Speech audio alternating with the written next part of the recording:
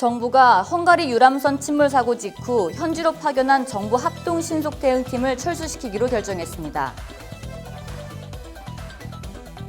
KBS가 K리그 올스타와 유벤투스 친선 경기 중계에 막대한 비용을 쏟고 각종 논란에 시달리고 있습니다. 6월 문을 닫은 공인중개사가 개업사보다 많은 것으로 나타났습니다. 서울대가 연구비 부정지급 의혹이 제기된 이병천 서울대 수의대 교수를 감사하기로 했습니다. 올해 상반기 민간 부문 육아휴직자 5만 3천여 명 가운데 남성은 20.7%를 차지했습니다. 자세한 소식 잠시 후 뉴스에서 전해드리겠습니다. 시청자 여러분 안녕하십니까? 신동아 방송 뉴스 김진주입니다.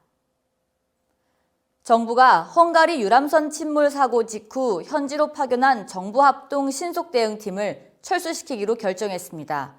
외교부는 29일 중앙재난안전대책본부 관계부처 회의에서 이같이 결정하고 신속대응팀과 긴급구조대가 귀국하는 30일 중대본 임무를 종료하기로 했다고 밝혔습니다.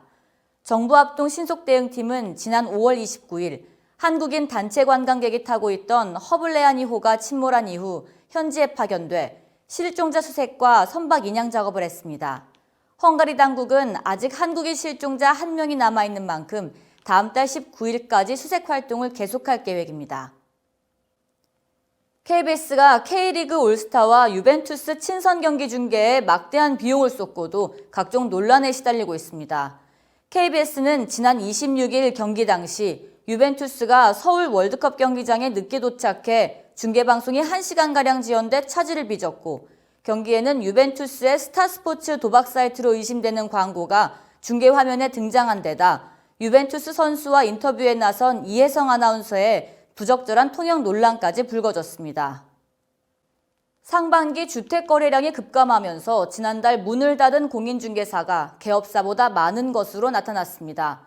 한국공인중개사협회에 따르면 지난달 전국 공인중개사 신규 개업자는 1,157명, 폐업자는 1,187명으로 각각 집계됐습니다.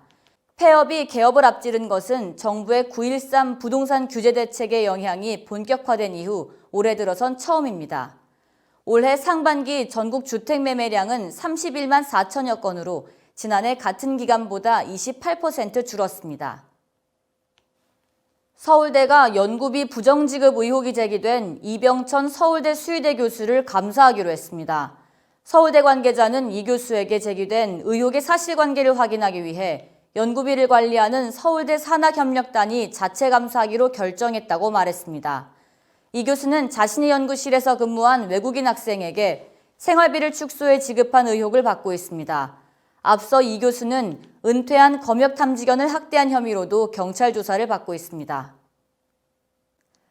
올해 상반기 민간 부문 육아휴직자 5만 3천여 명 가운데 남성은 1만 1천여 명으로 20.7%를 차지했습니다.